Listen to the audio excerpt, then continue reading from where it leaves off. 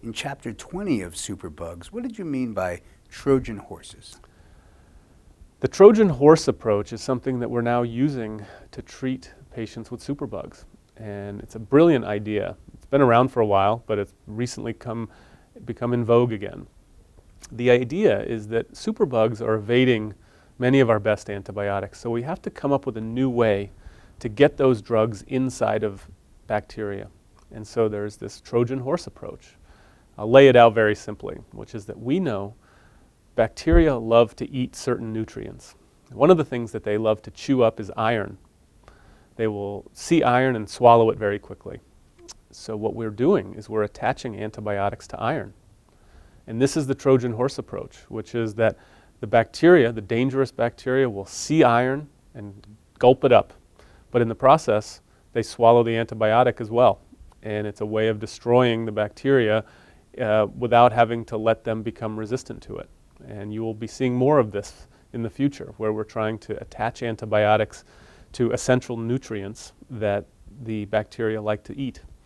It's a tricky thing because you don't want to have it become too toxic of a level where it hurts the humans. So what we look at is something called this therapeutic window, which is what is the dose of a drug we can give somebody that's safe for the human but deadly for the bacterium. Are there any government agencies protecting us from superbugs? Oh yes, there are many agencies that are at work on this. The first is the National Institute of Health. The NIH is responsible for coming up with what are the scientific priorities of the country. And one of the top priorities is developing new antibiotics. What people may not appreciate is how this process unfolds. The government is very good at investing in top scientific talent to discover new antibiotics. But then, once an antibiotic is discovered, the pharmaceutical companies come in because it's so risky to study that new antibiotic that someone's got to take the financial risk. If it's going to cost $1 billion to do testing to see if that new drug is really as promising as we think, well, the federal government doesn't want to take that on. And so what you see is big pharma coming in and saying, we'll roll the dice. And that's a private-public partnership that we've relied upon for the past 2 generations. But what we're seeing is that this partnership is dissolving, that increasingly the pharmaceutical industry is saying, we don't know that we want to make this investment anymore. And so there are talks about enticing the pharmaceutical industry to do more. And these are called push and pull incentives. A push incentive is to go to a pharmaceutical company and say, hey, your corporate tax rate is 18%. What if we cut it to 15%, provided you invest the excess profits, or at least a portion of the profits, in new antibiotics?